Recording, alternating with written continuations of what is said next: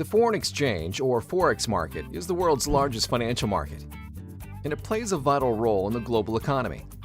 Every day, trillions of dollars are exchanged from one currency to another. This kind of currency exchange is essential for international business.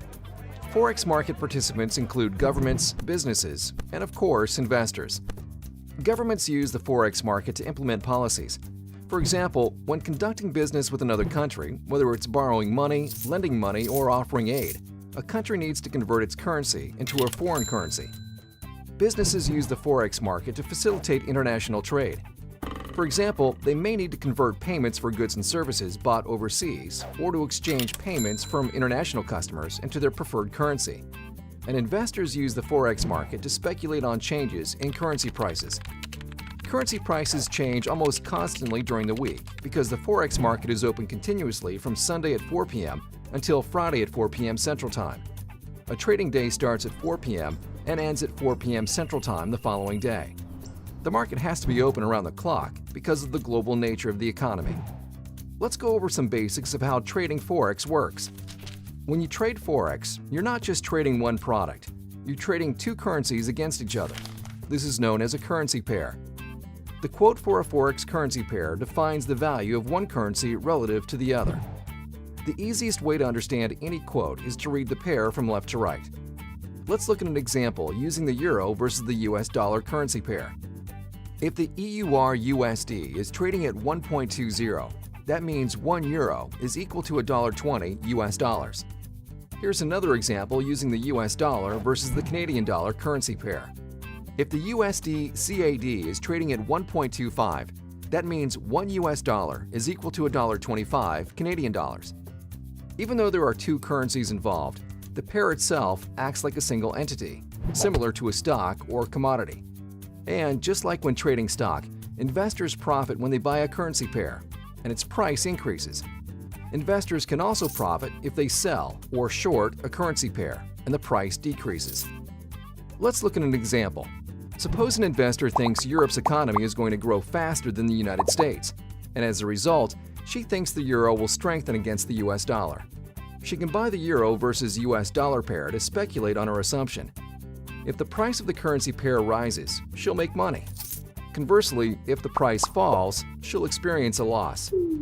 Now that we've covered the basics, let's look at a few key aspects of the Forex market. We'll start with margin. When you trade on margin, you only need to put up a percentage of the total investment to enter into a position. This amount is known as the margin requirement. When you trade other securities like stocks, trading on margin means you're borrowing funds from your broker. However, Forex trades can only be covered using funds in the investor's Forex account. Investors can't borrow funds to enter a Forex trade. If they don't have funds in their Forex account, they need to transfer funds before placing a trade. Forex margin requirements vary depending on the currency pairs and the size of a trade. Currency pairs typically trade in specific quantities known as lots. The most common lot sizes are standard and mini. Standard lots represent 100,000 units, and mini lots represent 10,000 units. Depending on your brokerage firm, you may also be able to trade Forex in 1,000 unit increments, also known as micro lots. Margin requirements can be as small as 2% of a trade or as large as 20%, but the margin requirement for most currency pairs averages around 3 to 5%. To understand how margin is calculated, let's look at an example using the euro versus US dollar pair.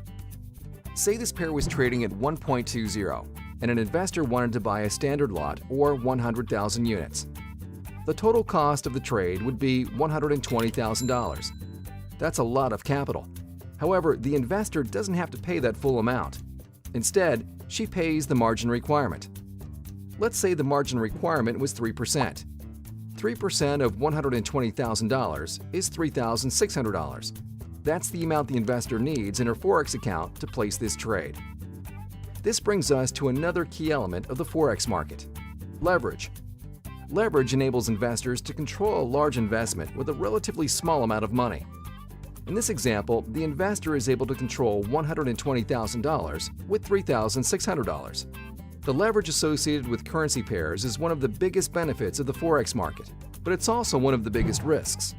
Leverage gives investors the potential to make large profits or large losses. One more important element in the Forex market is financing. This is the calculation of net interest owed or earned on currency pairs, and it happens when an investor holds a position past the close of the trading day. The US dollar is associated with an overnight lending rate set by the Fed, and this rate defines the cost of borrowing money. Similarly, each foreign currency has its own overnight lending rate. Remember, when you trade a currency pair, you're trading two currencies against each other. Even though the currency pair acts like a single entity, you're technically long one currency and short the other. In terms of financing, you're lending the currency that you're long and borrowing the currency you're short. This lending and borrowing occurs at the overnight lending rate of each respective currency. In general, an investor receives a credit if the currency he is long has a higher interest rate than the currency he is short. Conversely, an investor is debited if the currency he is long has a lower interest rate than the currency he is short. Let's look at an example.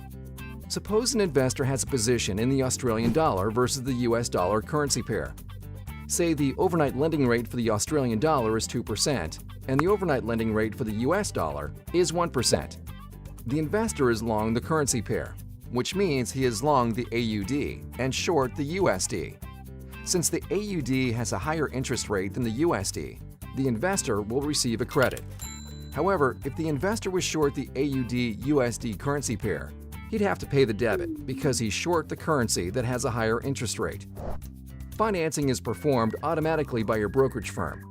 However, it's important to understand how it works and its financial impact on the trade. We've reviewed just a few elements of the Forex market.